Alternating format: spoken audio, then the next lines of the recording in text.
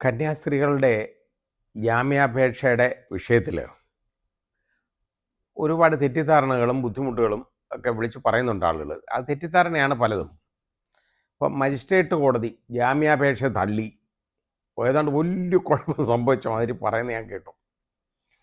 ഒരു sessions offence, ഇതൊരു sessions ഒഫൻസാണ് ഈ പറഞ്ഞേക്കുന്നത്. അതായത് 143 BNS, അതായത് ട്രാഫിക്കിങ് ഹ്യൂമൻ ബീയിങ്, അത് ഒരു സെഷൻസ് ഒഫൻസാണ്. അപ്പോൾ അതിനകത്ത് ഏത് സെഷൻസ് ഒഫൻസ് ഉണ്ടെങ്കിൽ പോലും നേരിട്ട് ജാമ്യാപേക്ഷ സെഷൻസ് കോടതി കൊണ്ടുവന്നതല്ല, അത് സ്വീകരിക്കുകയല്ല.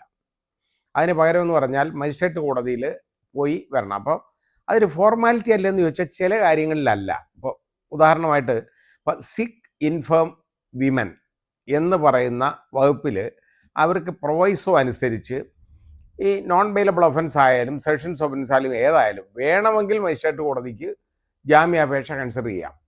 അതായത് അസുഖമുള്ള ഒരാൾ, പിന്നെ എന്തെങ്കിലും വലിയ അംഗവൈകല്യമുള്ള ആൾ, അതായത് അംഗവൈകല്യം മാത്രമല്ല, ഇപ്പോൾ കിടപ്പ് രോഗി, ഇപ്പോൾ പാരപ്ലേജിയ വന്ന് കിടക്കുകയാണ്, ഇയാൾ എങ്ങോട്ട് എണീറ്റ് പോകുമല്ലോ, അത് അങ്ങനെ സിക്ക് ഇൻഫേം.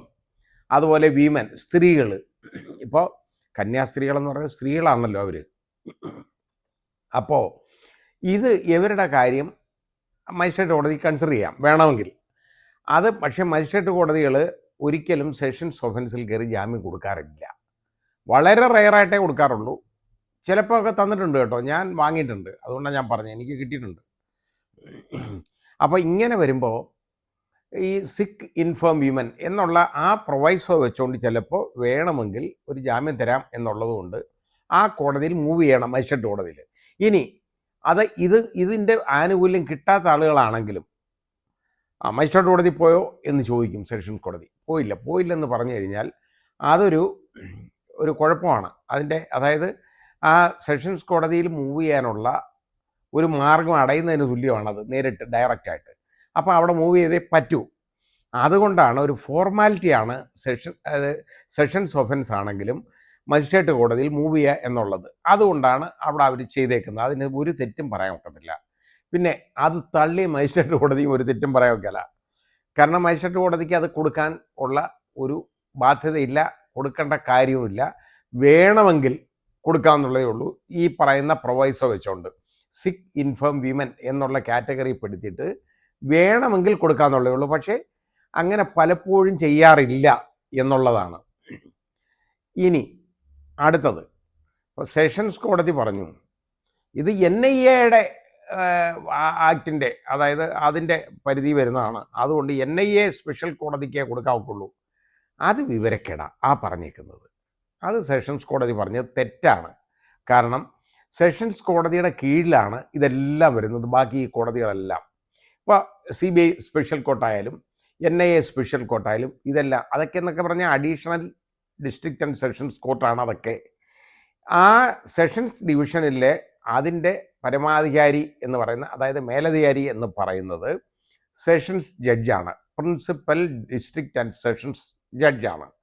അപ്പോൾ സെഷൻസ് കോടതിക്ക് അധികാരമില്ല, അതുകൊണ്ട് എനിക്കിത് അധികാരമില്ല, NIA കേസ് ഞാൻ കൊടുക്കാൻ പാടില്ല എന്ന് പറയുന്നത് ബോധമില്ലായ്മയാണ്. കൊടുക്കാം വേണമെങ്കിൽ. ഇനി അത് കൊടുക്കാൻ വയ്യ എന്നുള്ള ആണെങ്കിൽ അന്നേരമാണ് ഈ മുട്ടിന്യായം പറയുന്നത്. ഇവിടെ ആ മുട്ടിന്യായം പറഞ്ഞെന്ന് മാത്രമേ ഉള്ളൂ. സെഷൻസ് കോടതി മൂവ് ചെയ്തപ്പോൾ ഇവിടല്ല, നിങ്ങൾ NIA കോടതിയും പോയി മൂവ് ചെയ്തോളൂ എന്നൊക്കെ പറയുന്നത് വിവരക്കേടാണ്, അത് ബോധമില്ലായ്മയാണ്, ആ ചെയ്തത് തെറ്റാണ്. ഇതാണ് ആ കാര്യം. ഇനി പിന്നെ അടുത്തത് ഹൈക്കോടതി മൂവ് ചെയ്യുക. ഹൈക്കോടതിയിൽ മൂവ് ചെയ്യുക എന്ന് പറയുന്നത് ഇനിയിപ്പോൾ NIA കോടതി, അതായത് സെഷൻസ് കോടതി മൂവ് ചെയ്യുന്നില്ല, കൊടുക്കുന്നില്ല, NIA കോടതി ഇപ്പം പറയുന്നു. അപ്പോൾ സെഷൻസ് കോടതിയുടെ യഥാർത്ഥത്തിൽ അതിൻ്റെ കീഴിലല്ല എങ്കിൽ പോലും, അതായത് തത്തുല്യമായ അധികാരങ്ങളുണ്ടെങ്കിൽ പോലും സെഷൻസ് ജഡ്ജ് ഡിനൈ ചെയ്ത ഒരു ബെയില് ഒരു അഡീഷണൽ സെഷൻസ് ജഡ്ജ് എങ്ങനെ കൊടുക്കും? അതുകൊണ്ട് ആ പറയുന്ന ഇപ്പോൾ അവരെടുത്ത തീരുമാനം എന്ന് പറയുന്നത് വളരെ ശരിയാണ്. അവിടെ പോയി സമയം കളയേണ്ട കാര്യമില്ല, NIA കോടതിയിൽ പോകേണ്ട കാര്യമില്ല, നേരെ ഹൈക്കോടതി പോയാൽ മതി എന്ന് പറയുന്നത് ശരിയായ ഒരു നടപടിയാണ്. ഇനി ഇപ്പോൾ ഇവിടെ യഥാർത്ഥത്തിൽ വെട്ടിൽ വീണേക്കുന്ന ആരാന്നറിയോ? ഇത് വെട്ടിൽ വീണേക്കുന്നത് കേരളത്തിലെ BJP ആണ്. കേരളത്തിലെ BJP വളരെ കഷ്ടപ്പെട്ടാണ് കേന്ദ്ര ഗവൺമെൻറ്റിൻ്റെ ആശീർവാദത്തോടു കൂടി, വളരെ അംഗീകാരത്തോടു കൂടി ഈ എല്ലാ കാര്യങ്ങളിലും ഏതെങ്കിലും വെറുതെ അരമനകളെയൊക്കെ കയറി പിടിച്ചത്. കാരണം ഒരു ക്രിസ്ത്യൻ സമൂഹത്തിൻ്റെ അവരെ ക്രിസ്ത്യാനികളുടെ വോട്ട് പിടിക്കാൻ വേണ്ടി ഉള്ള ഒരു പരിപാടി അങ്ങ് എടുത്തു കഴിഞ്ഞപ്പോൾ എന്താ, അവിടെ കാണുന്നിടത്തെല്ലാം ഓടിച്ചിട്ട് ഇവരെ അടിക്കുക. അതായത് ഈ ക്രിസ്ത്യൻ സമൂഹത്തെ എങ്ങനെയൊക്കെ അടിയ കൊടുക്കാമോ അതെല്ലാം നോക്കുക. അവരുടെ പള്ളി പൊളിക്കാമെങ്കിൽ പൊളിക്കുക, അവരെ അത് എന്ന് വെച്ചാൽ എന്തോ മതപരിവർത്തനം ഒക്കെ പറഞ്ഞുകൊണ്ടാണ്. അത് ഇല്ല എന്നൊന്നും ഞാൻ പറയുന്നില്ല. മതപരിവർത്തനം എന്ന് പറഞ്ഞു കഴിഞ്ഞാൽ അതിനുള്ള അവകാശം, അതായത് മതം പ്രചരിപ്പിക്കാനുള്ള അവകാശമുണ്ട്.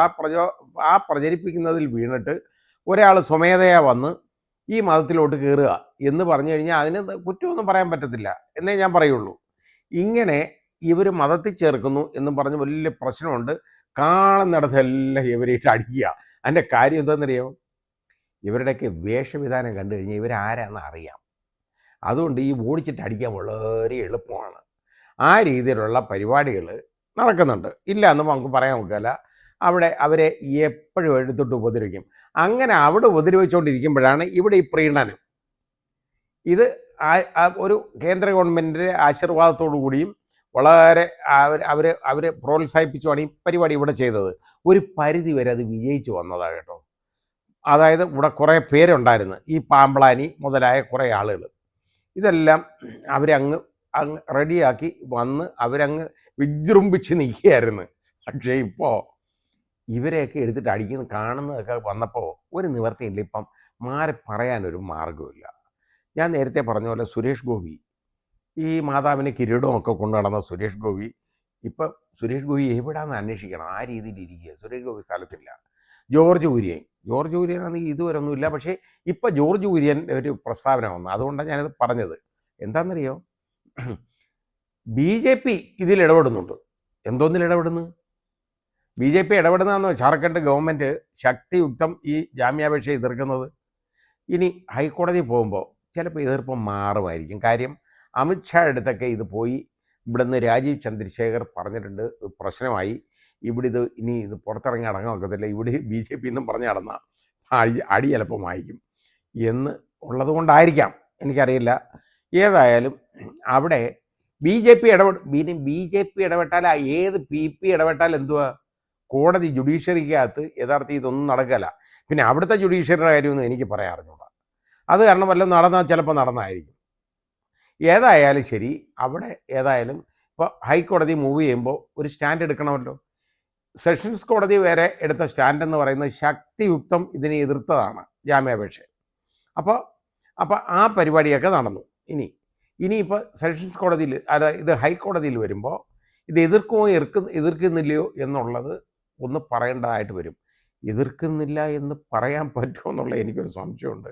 കാരണം ഇവരുടെ ക്രെഡിബിലിറ്റി മുഴുവൻ ഇല്ലാതാവത്തില്ലേ? അങ്ങനെയുണ്ട്. പിന്നെ അവിടുത്തത് ഗവൺമെൻറ് എന്ന് പറയുന്നത് അവിടുത്തെ BJP മാത്രമൊന്നുമല്ല, NDA എന്ന് പറയുന്നത് അവിടെ ഇവർ ഒരു അതിൻ്റെ ഒരു വലിയ ഭാഗമാണ് ബജ്രംഗദൾ എന്ന് പറയുന്നത്. അതൊരു പ്രശ്നമാണ്. അവർ പറയും അത് ഒന്നും പറയാൻ പറ്റത്തില്ല, ഇങ്ങനെയാണ് അങ്ങനെയാണ് എന്ന് പറഞ്ഞു കഴിഞ്ഞാൽ അമിത്ഷാ അല്ല ആര് പറഞ്ഞാലും എന്തുവാന്ന് എനിക്കറിയില്ല, പറഞ്ഞതാണ്. കാരണം ഞങ്ങൾക്ക് അത് പറയാൻ പറ്റത്തില്ല, ഞങ്ങളുടെ ക്രെഡിബിലിറ്റിയുടെ പ്രശ്നമാണ്, ഞങ്ങൾക്ക് ഇത് നിന്നേ നോക്കൂ എന്ന് അവർ പറഞ്ഞു കഴിഞ്ഞാൽ പറഞ്ഞതാണ്. നമുക്കതുകൊണ്ടൊന്നും പറയാൻ പറ്റുന്നില്ല. ഏതായാലും ഉണ്ട്. എന്തായാലും ഇവിടെ ഇപ്പോൾ യഥാർത്ഥത്തിൽ കേരളത്തിൽ BJP എന്ന് പറയുന്നത് ഇപ്പോൾ നെട്ടോട്ടത്തിലാണ്. കാരണം ഇതെന്ത് പറയും, ഇവരുടെ അടുത്ത് എന്ത് പറയും?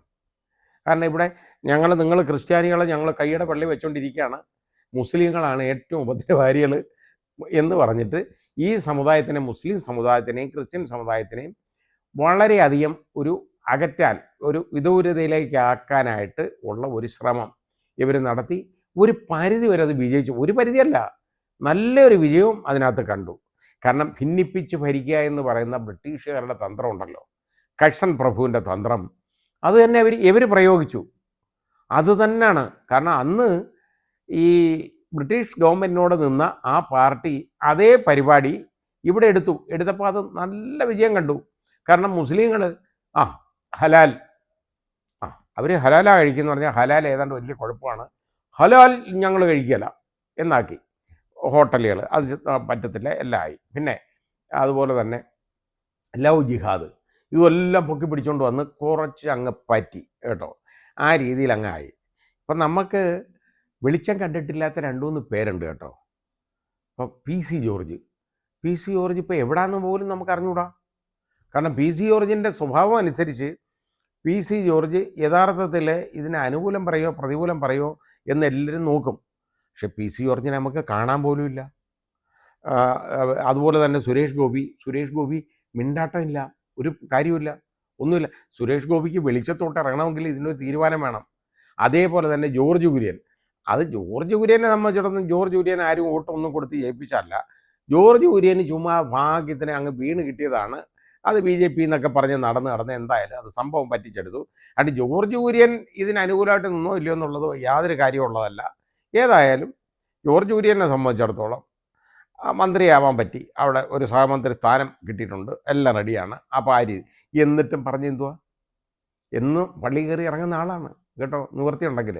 ആ പറഞ്ഞത് അതിപ്പം കോടതിയുടെ പരിഗണനയിരിക്കുന്ന വിഷയമായതുകൊണ്ട് എളുപ്പമുണ്ട് പറയാൻ. കോടതിയുടെ പരിഗണനയിലല്ലേ ഈ വിഷയങ്ങളൊക്കെ, ഏത് വിഷയം വന്നാലും അത് അൾട്ടിമേറ്റ്ലി കോടതി പോവല്ലോ.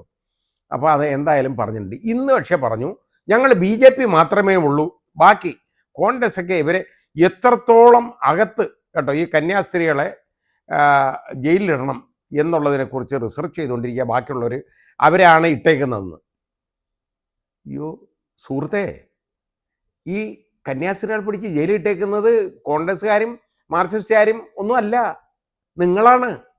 നിങ്ങളുടെ കൂടെയുള്ള ആളുകളാണ്, അവിടുത്തെ NDA ഗവൺമെൻറ്റാണ് പിടിച്ചകത്തിട്ടേക്കുന്നത്. എന്നിട്ടാണ് പറയുന്നത് അപ്പം BJP മാത്രമേ ഉള്ളവർക്ക്. ഏതായാലും ഒരു ആൻ്റണിയുടെ മോനെ ഒരു 2 മക്കളുണ്ടായിരുന്നു, ഏതായാലും 2 പേരെയും റെഡിയാക്കി എടുത്തിട്ടുണ്ട് കേട്ടോ. നല്ല രീതിയിൽ പോയിട്ട് അവിടെ ചെന്നിട്ട് ഞാൻ അങ്ങോട്ടായി. ഇത് ഇവരുടെ ആളായിട്ട് പോയേക്കുന്ന BJPയുടെ ആളായിട്ട് അവിടെ പോയേക്കുക എന്തിനാണെന്നറിയോ, അവിടുത്തെ മുഖ്യമന്ത്രിയെ പഠിപ്പിക്കാനാണ് അങ്ങോട്ട് വിട്ടേക്കുന്നത്. അവിടുത്തെ മുഖ്യമന്ത്രിക്ക് ഇവിടെ ഇരിക്കുന്ന ആളുകളെക്കാളും വിവരമുള്ള ആളാണ്. അയാൾ പറഞ്ഞു പോയി പണി നോക്കിക്കൊള്ളാൻ പറഞ്ഞ് അനങ്ങാതെ അവിടെ പോയി നിന്നിട്ട് പറയുക ഇവിടുന്ന് വലിയ എതിർപ്പ്. ഇവിടെ എന്ത് ചെയ്തിട്ടാണ്, ഇവിടെ ആരാ എതിർക്കുന്നേ? ഇവിടെ എങ്ങനെയെങ്കിലും അവർക്ക് ജാമ്യം കൊടുക്കണം, കൊടുക്കാതിരിക്കുന്നതിനുള്ള എതിർപ്പാണ് ഇവിടെ ഉള്ളത്, കൊടുക്കാത്തതിനോടുള്ള എതിർപ്പാണ് ഇവിടെ ഉള്ളത്. ഇവിടുത്തെ BJP മാത്രമേ ഉള്ളൂ മിണ്ടാത്തത്. ഇപ്പോൾ ഏതായാലും ശരി, ഞാനിപ്പോൾ അതിനെ കുറ്റമൊന്നും പറയുന്നില്ല, ഇതൊക്കെ രാഷ്ട്രീയത്തിൻ്റെ ഒരു ഭാഗമല്ലേ. ഏതായാലും ഇവിടെ ഈ ജാമ്യം അവർക്ക് കൊടുക്കണം എന്നുള്ളതിനെക്കുറിച്ച് ഇവിടുത്തെ BJPയുടെ തന്നെ വലിയ ധാരണപേശമുണ്ട്, വലിയ ബുദ്ധിമുട്ടാണ്. പക്ഷേ ഇവിടെ അവർക്ക് അതൊരു പ്രശ്നമാകും എന്ന് കണ്ടുകൊണ്ടാണ് ഇപ്പോൾ ഇതിൻ്റെ പുറകെ ഇങ്ങനെ നടക്കുന്നത്. ഏതായാലും ഇനി BJPക്കാർ മാത്രമേ ഉള്ളൂ ഇവർക്ക് വേണ്ടി നടക്കുന്നത്, ബാക്കിയുള്ളവരൊന്നും അല്ല പിടിച്ചിട്ടേക്കുന്നേ. ഈ പിടിച്ചിട്ടേക്കുന്നത് NDAക്കാരാണ്. ഇതല്ലാതെ ഇവിടുത്തെ കോൺഗ്രസ്സുകാരോ അല്ലെങ്കിൽ നമ്മുടെ രാജ്യത്തെ കോൺഗ്രസ് നേതാക്കളോ അല്ലെങ്കിൽ മാർക്സിസ്റ്റ് പാർട്ടിയുടെ നേതാക്കളോ അല്ലെങ്കിൽ അതേപോലെ ഇടതുപക്ഷത്തിൻ്റെ ആളുകളോ ഇന്ത്യ മുന്നണിയുടെ ആളുകളോ ഒന്നുമല്ല ഇവരെ പിടിച്ചിട്ടേക്കുന്നത് NDAയുടെ ഭാഗമായിട്ടുള്ള അവിടുത്തെ ഗവൺമെൻറ് തന്നെയാണ്. എന്നിട്ട് അതിന് വളരെ എതിർപ്പ്, അതായത് ജാമ്യം കൊടുക്കുന്നതിനുണ്ട്. ഇനി ഇത് മാറി പറയുമോ ഇല്ലയോ എന്നുള്ളത് ഒന്ന് കാണണം. ഞാനും അത് വളരെ കാര്യമായിട്ട് കാത്തിരിക്കുകയാണ്, ഇവരെന്ത് പറയും. ഇതുവരെ വളരെ വലിയ ശക്തമായ സ്റ്റാൻഡ് എടുത്തു. ഇനി കോടതിയിൽ ഇതിന് ഇത് അബദ്ധം പറ്റി പിടിച്ചു പോയതാണ് എന്നവർ പറയുമോ എന്നുള്ളത് ഞാൻ നോക്കിയിരിക്കുകയാണ്. ഏതായാലും നമുക്ക് കാത്തിരുന്ന് കാണാം.